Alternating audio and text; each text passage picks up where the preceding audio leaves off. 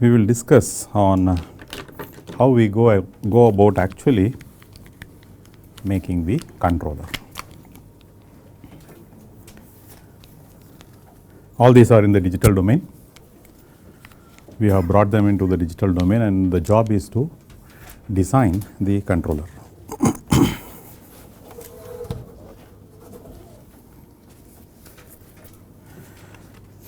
So, now let us say that we make the cut here.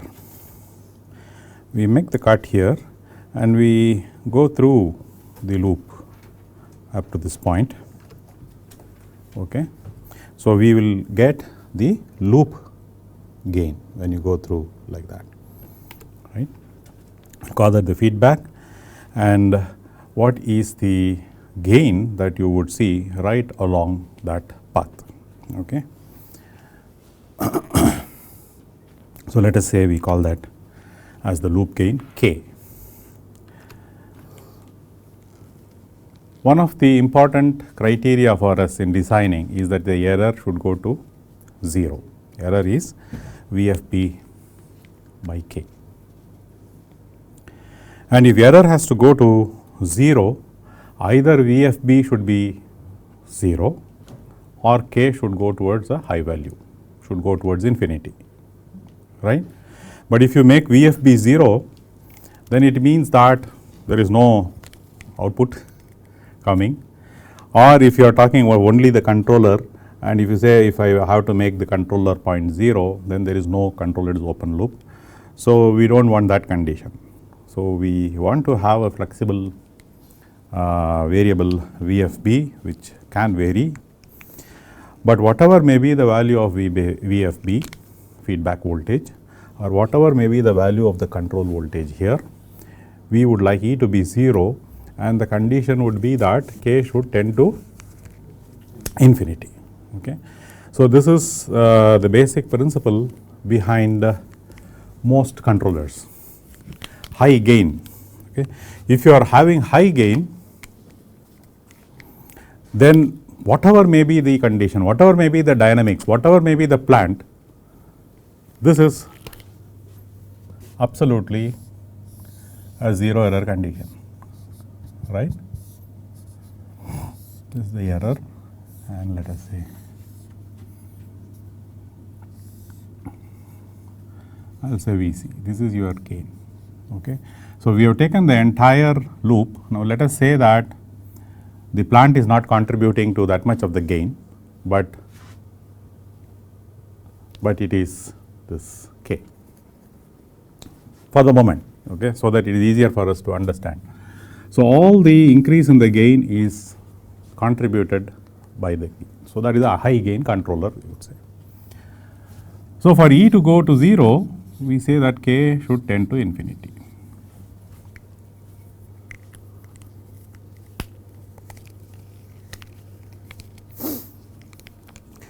Now, this is without loss of generality.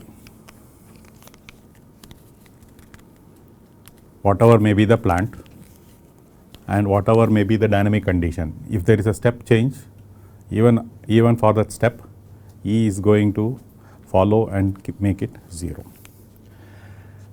But then the question arises, I can just put high gain for everything and then leave it at that, right. My control problem is solved. This is a very nice solution to all control problems. We do not have to study any further. Just put a high gain. High gain is available. You take an op amp, comparator mode, gain is fantastic. Okay. We can do this one, but where is the catch? What is the issue with just putting simple plain high gain?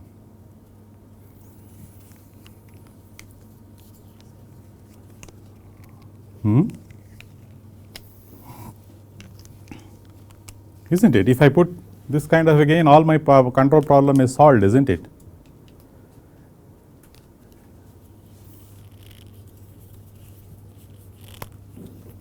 We have not even talked about the plant.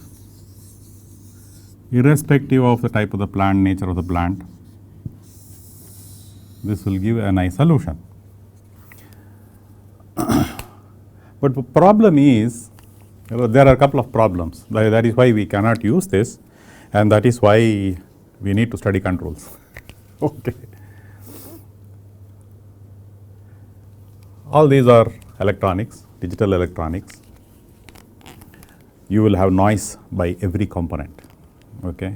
You have the short noise, Johnson noise, thermal noise, all types of noises are generated by the components. It could be a resistor, it could be a semiconductor junction, it could be even your IC or your microcontroller inside. There will definitely be noise generation inside, within, and also capturing from outside the external EMI. Now they may be in microvolts, they may be in nanovolts, but all of them will get amplified to a very, very large value, because the gain is very high uniformly. For whichever signal it is infinite, right? So all those will come and swamp out this VC. So VC will be a horrible noise, this one, not what we desire. So that is one major problem. So we cannot have this high gain coming into the picture for all signals. It should be only for the useful signal. Okay. So implication, this should not amplify noise, but it should noise or any other signal that we don't want.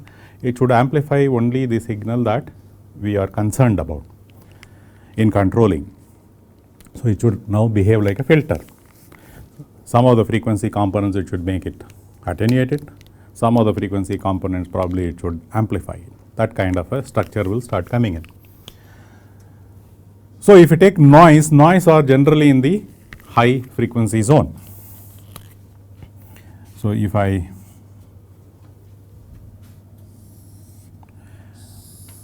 take noise,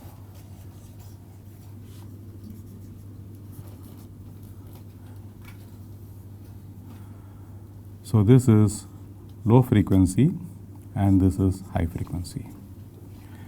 So noise are predominantly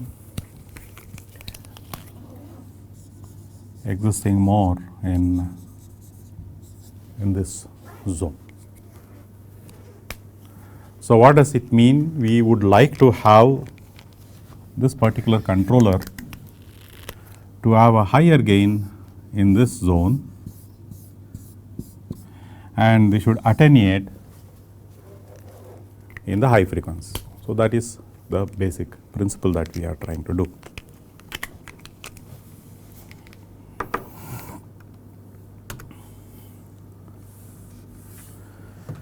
Okay. So the PI or the PID controller, as we come to know of, we use it everywhere, is one of the controllers which uses this kind of a principle. A very high gain in the low frequency DC, gain going towards infinity. But if you want error 0, whichever it may be, during steady state or during dynamics, whenever you want error 0, K has to be infinite. That there is no this one. But when you want to make it infinite is the question. I don't want to make it infinite during the higher frequency, for the higher frequency signals. There I want to attenuate. I want to make it infinite to DC and lower frequency signals. So that is the principle. So let us say one simple method of making infinite from DC is put an integrator 1 by S in the analog domain. Okay. You have a very high large value infinity there. It goes at minus 20 dB per decade. Okay. So this is a typical integrator we know how to do. So this integrator in the case of the analog domain is 1 by S or Ki by S. Why do you want to use Ki by S? Now you have this integrator and I can have many parallels. So you have some degree of flexibility.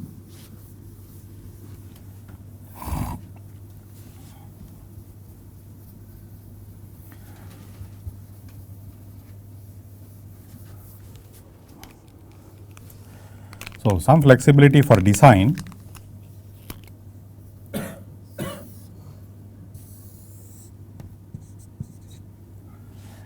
This is also an integrator, this is also an integrator, right? All these are going at minus 20 dB per decade, right? How much is this?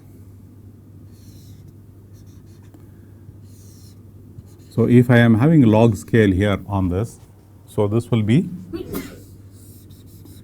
let us say if this is base at 1, 20 log,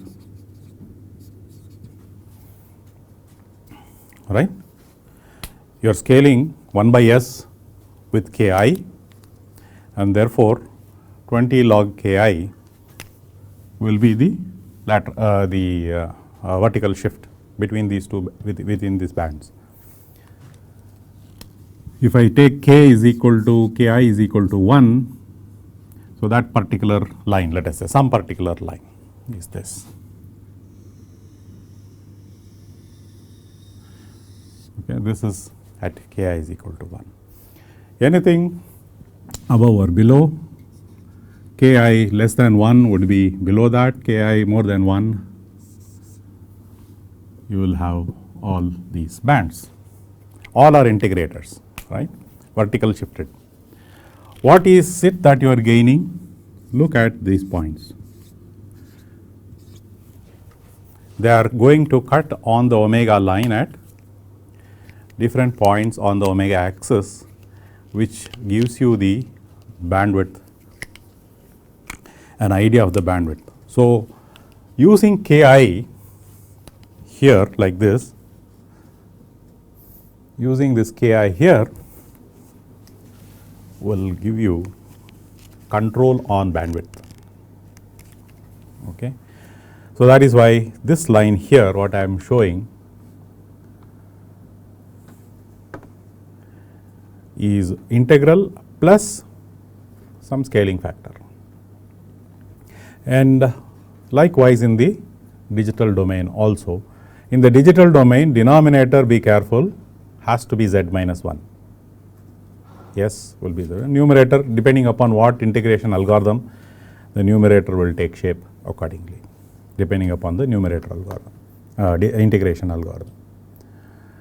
Now look at this structure, infinite at DC, this is DC here. So, which means at DC my error is 0. So, DC means steady state. So, during the steady state portion I do not have to worry, my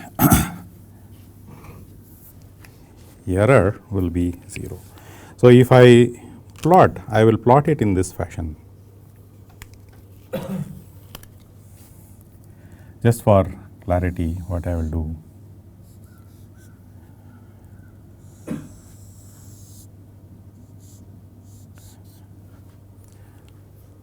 These two are not one-to-one compatible, but still gives you an idea. Okay. One is time axis and the other is frequency axis. So, I should not be telling that these two are compatible, it is not like that, but it is good to give you a view what happens when you are having a step change. So, let us say you have a step. Okay. So, what happens to the feedback? Error has to be 0, okay, ultimately here during DC. So, in the, let me just draw like that. Okay. So, this is the DC zone, okay, low frequency, and higher frequency will start coming away into the omega axis, right. This would be the transient dynamics, and the dynamics, the frequency gradually starts reducing until it goes into the steady state, okay, which we will call it as the DC.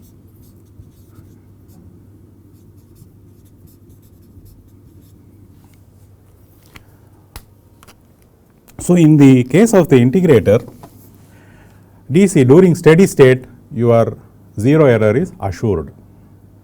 Okay, that is one thing which you can keep in mind. But as the frequency is away from DC, as the frequency is away from DC means this zones, transient zones. So I will say these transient zones, they are not DC points. This is the highest frequency. You have a sharp step, then the frequency gradually moves. So whenever there is a disturbance, the system is in the state here around that, and then starts moving close on to the DC side. So you will have significant error here, because at that point in frequency the gain is highly attenuated. Okay. So if I just leave it like that, it will work no problem, steady state 0, transient would be something. Let us say now you want to improve the transients. Okay. So if I just leave it like that, it is called eye control. This is just plain pure eye control. Next what I do, I introduce a 0 here. What happens if I introduce a 0? This is going at minus 20 dB per decade. Okay, I have put a 0 which is trying to introduce a plus 20 dB per decade. They try to cancel out, and then you have a horizontal line there like that. So introducing a 0 of course changes the structure of your controller. You have introduced a 0 there and here too.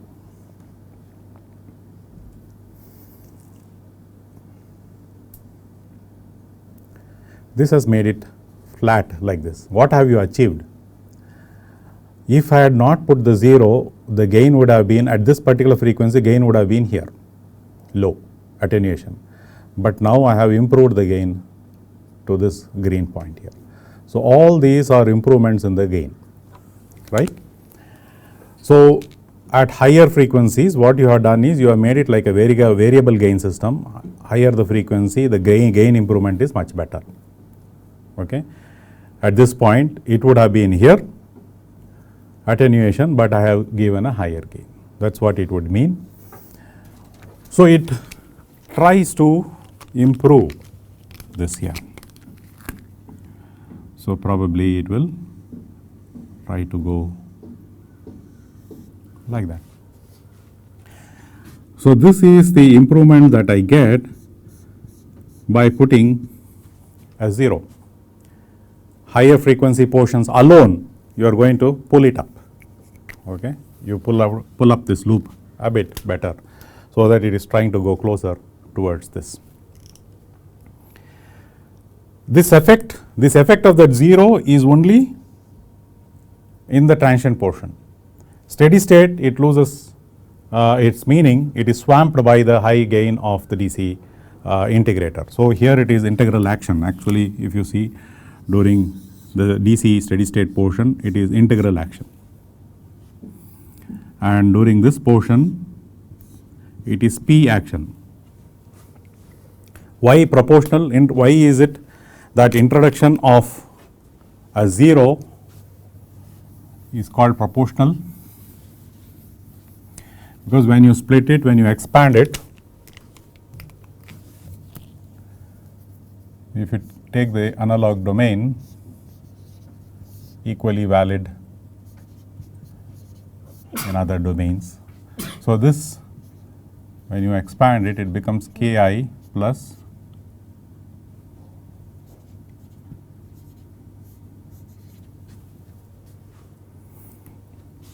right. So this is a proportional part and this is the integral part. So this is equivalent to having an error like that. You have Ki into A and you have Ki, okay, the nomenclature of the variables, integrator.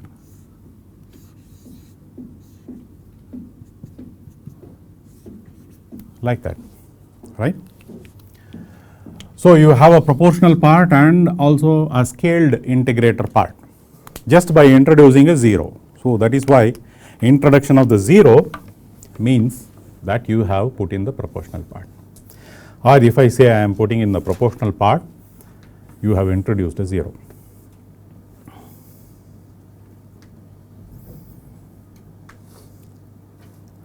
Now frequency is still further higher. Can I further increase it? So let us say I put one more 0. What should happen? One more plus 20 dB per decade. So it will start moving up like this at plus 20 dB per decade. Okay. But you don't keep allowing it to move at plus 20 dB per decade, because at really high frequencies this will keep on moving up, right? So you have to stop it at an appropriate point. So let us say I introduce a pole. Okay. So together, this is lead compensation. Together I am limiting this, but I am also increasing what would have been, let us say, without the P and this compensator. The gain would have been really attenuated during these portions. So you have really pushed up the high frequency gain here, means that it could really be coming in this fashion. So this is the D component, and it comes just only for the transients. So there is a transient disturbance, D comes into effect first, hands it over to P, and P hands it over to I. It's a relay. I is the dominant guy. For a long time, steady state DC, I is the one which is the main player. But whenever there is a disturbance, there is some handshake. First D comes into picture because high frequency, then it loses its meaning. Then the P comes into the picture for a short duration of transition, then it loses its meaning because the integral then comes into action, and it is a very, very large gain and swamps out any other gains and makes the error 0. So that is how the play is between these three aspects. So these two go together, 0 and pole. So there will be 0 and pole, whichever the domain. So if you are doing the domain discrete domain design, you will just use this type of a structure. Okay. Design in the analog domain, you will use this type of a structure. So this is the structure, one of the popular structures which are there in most of the control systems, most of the systems for negative feedback control operation.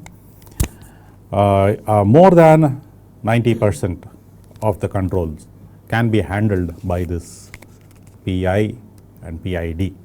The D is basically for improving the transients at the time of the transient, occurrence of the transient. Many times this is in the noisy zone, this is in the high frequency zone. At this frequency points, noise is pretty significant, it will become very sensitive to noise. So many cases we don't use the D because it tries to amplify noise, it becomes jittery. So we just stick to PI. Majority of the controllers will stick to 80%, will stick to PI, and then you have PID. Together PID, if you take around 90% of the controllers, so like that. So if you see in the industry, 90% of the controllers being PID, it is such a popular structure, very robust, can handle any system, and you just put this like a black box. You have a system like a black box, it will work most of the cases. There are some cases where it will not work if you are having an integrator within the plant. Plant itself is providing a high gain. We saw the loop gain, no? The loop gain is the one which is supposed to be very large, and if the contribution of the plant itself is very high, then the controller need not contribute. If you have two high gains, 1 by S here and also a 1 by S in the plant, then it becomes unstable. 1 by S square is unstable. Okay. So therefore, if you know that the plant is having a high gain, you just don't go for integral control. Integral portion you remove. Either P or PD you can go for the controller. Yeah, so that is the important part which will come in here. The design Of course, you will see in the literature there is a lot of modeling of the plant used, and then based on the modeling of the plant they will try to superimpose this is the PID structure onto the model of the plant.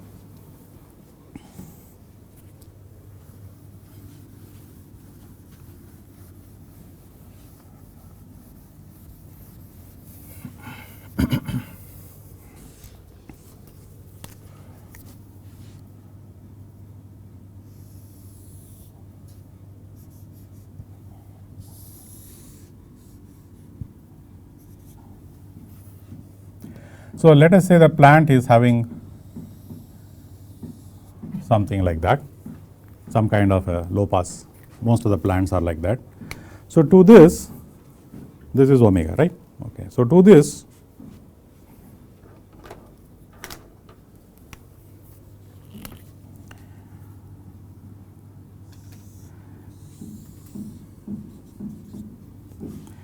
PID will have a structure like this, right? Frequency. So, what is happening?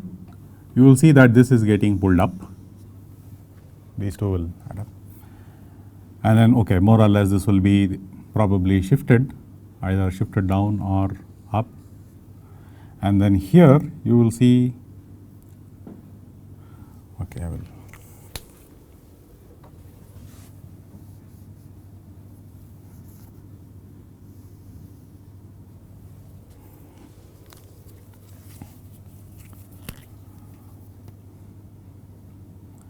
So, this is gain, and there will be attenuation due to this. So, this will go down, and then probably improving the bandwidth. Okay, this portion gets shifted because of the gain here. So, this is non-linear, but it is happening onto the entire characteristic. You will have to superpose and then do point by point. But generally what is happening is that your gain is pulled up here towards the lower part, the gain is pulled up, and towards the higher part the gain is attenuated. Because of the D, it will also get pushed slightly onto the other side. The zero, what you call the cutoff bandwidth at a unity gain will be shifted so that you will have a higher bandwidth. Okay. These are the things that will be happening to the plant characteristic.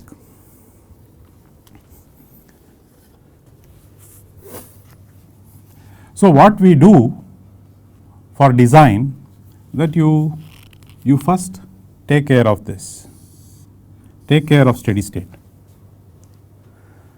So, you put the integrator, make all others 0, proportional gain part, D part, everything 0. You just include this and start from a very low gain Ki value, keep increasing the Ki value till you get your best bandwidth. Okay. How you get it is you have to get it onto the screen. Okay. And that best bandwidth is the one which you will choose. So, to do that, here you will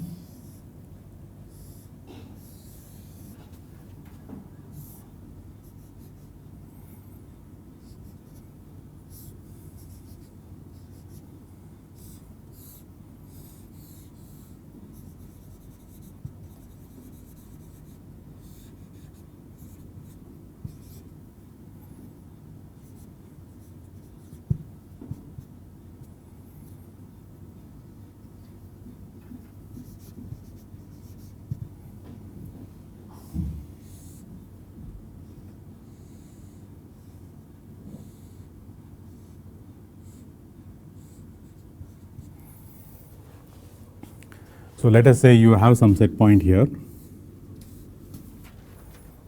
So, to that set point you will be adding this. So, what would happen here?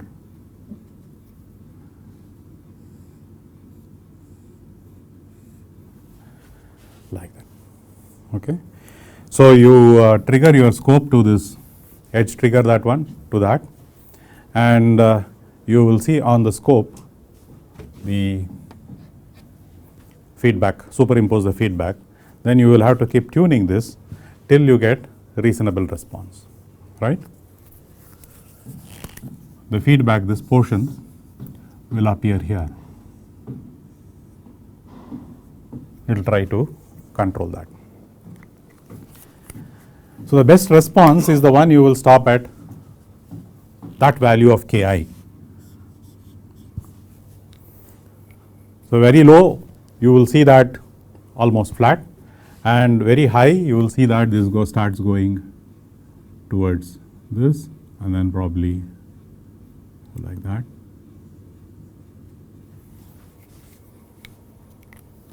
You get it? At a suitable response, you will stop that.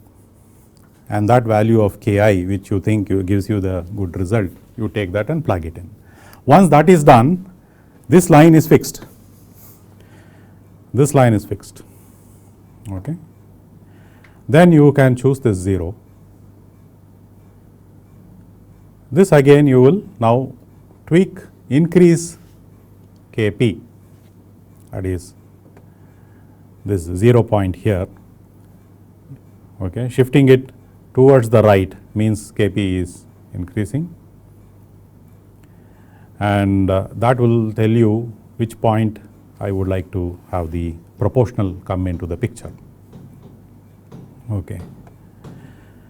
And then this you can tweak it at the end, in the end. Okay.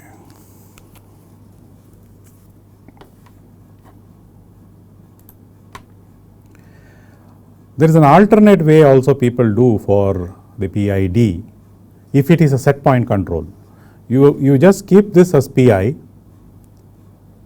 Many of the industry controllers, you will see that PID is not taken from this point, it will be taken directly from here, because d by dt of a reference is 0.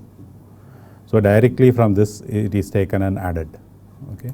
So don't get surprised when you see differentiation of just directly the feedback, d feedback, dV by dt, and added up after the PI part of the controller. So this can be removed, enabled or disabled at will.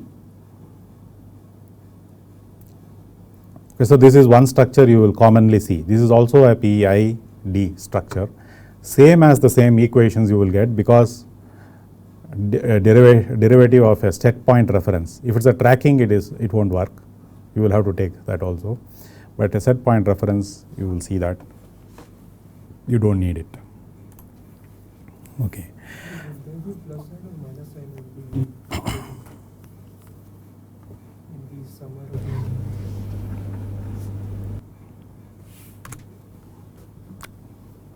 After B should be plus or minus?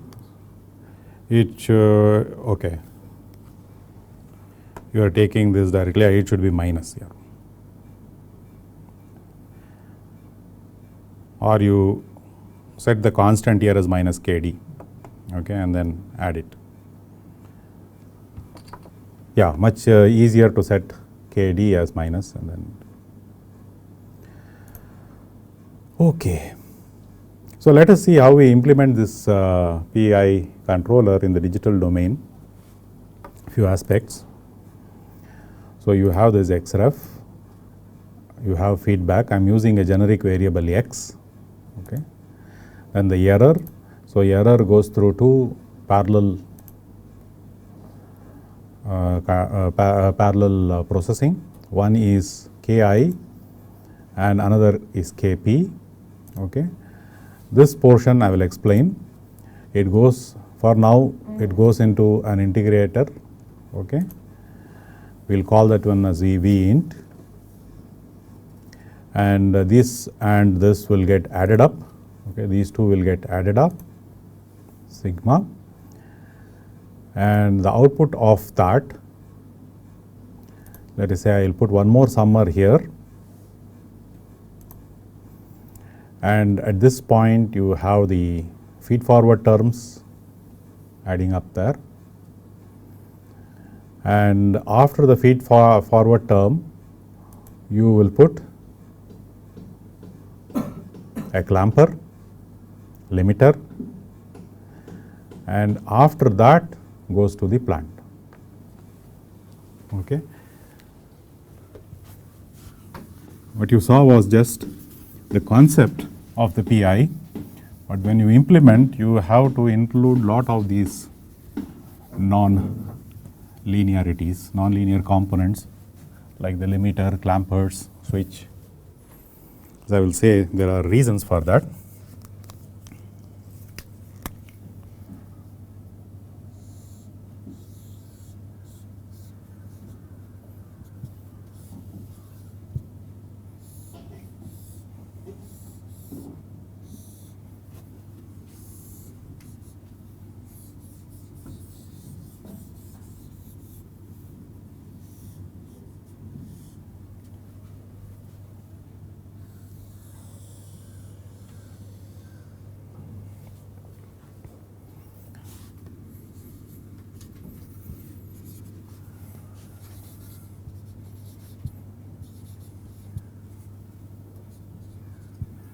Okay.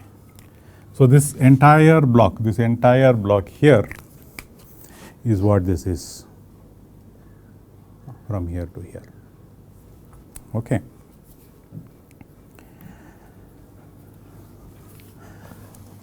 What is this feed forward term? Okay, I have not included that there. You recall, right, at the beginning we said there will be feed forward terms coming in, so that the controller can be made small signal.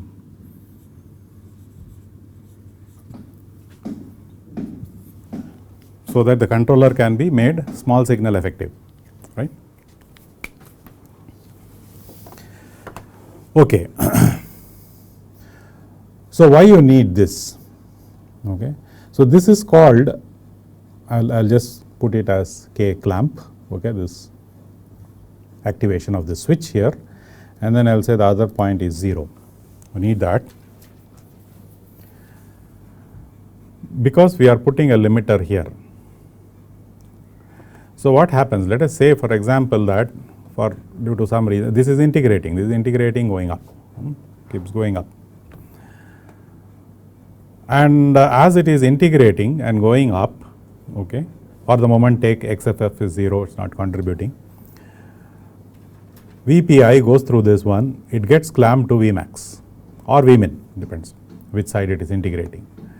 So after it gets clamped, as far as the plant is considered, it is only giving Vmax here, but this fellow is continuing to integrate because it is an integrator, it will keep on integrating, right. Now the plant with its time constant has gradually turned around because you are given full Vmax, okay. This will also start increasing and the error turns around, error becomes negative. So under that condition, still because this integrator has integrated to a very large value beyond Vmax, this will still be giving positive, still be at Vmax. So this feedback value, whatever it is, speed or current or voltage, can keep rising. Okay, this is called wind up. This is because the inductor has wound up, it is a wind up problem. So you should not allow it to wind up. The moment this hits Vmax, stop the integration, stop winding up, don't wind up any further. So this is an anti-wind up action, the anti-wind up portion. Yeah. So what we normally do, when this goes and hits a limit, either this limit or this limit, this K clamp will get activated, it will make this switch to here. When the switch goes here, it is 0. So integrator will just, output will just stay at its previous value, there is no further integration, but the value will be retained at whatever value it is. So no wind up will happen. When the Vc is in between these two limit values, then integration is enabled. So it is in closed loop operation, PI operation. Otherwise, it will just be P operation. Okay. So this thing is important for anti-wind up, this one. Otherwise, it will stay for a long time in open loop. So the algorithm is something simple like this. So when you implement in the digital domain, it's just reading off from the block diagram, unlike putting op amps. So here it is EPI x ref minus xf. Integrator portion is this portion, this block. Okay. So you are checking. You put a condition and check if VC, if this value is less than Vmax value, which are set values fixed, and Vc is greater than Vmin, means you are in between in this region. Then K clamp set to 1, which means the switch is set to this one. Else K clamp is 0, that is if it is outside that limit or outside on the lower limit, I don't want integration to wind up, so set it to 0. And then the value of the int is V int plus K clamp into, this is the previous value. We know the integration is taking the previous value plus the delta update in the area. K clamp, if it is 0, there is no further integration, stops at that value. So that's what it will happen.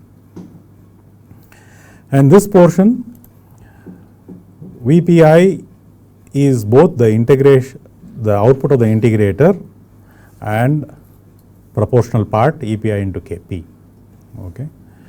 And VPI plus XSF will be the one which you are trying to pass it through, because this is just before the plant.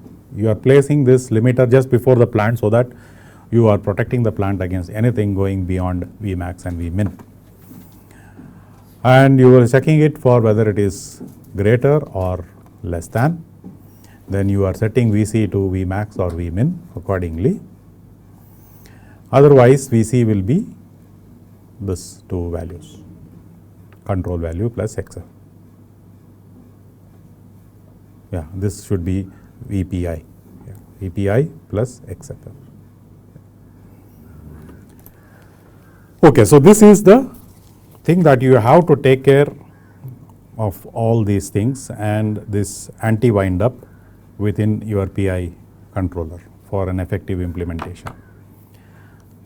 I assume you will all do normalization, scaling, all those things, numeric format, all those things should be in, that is, you have to take care of all that here.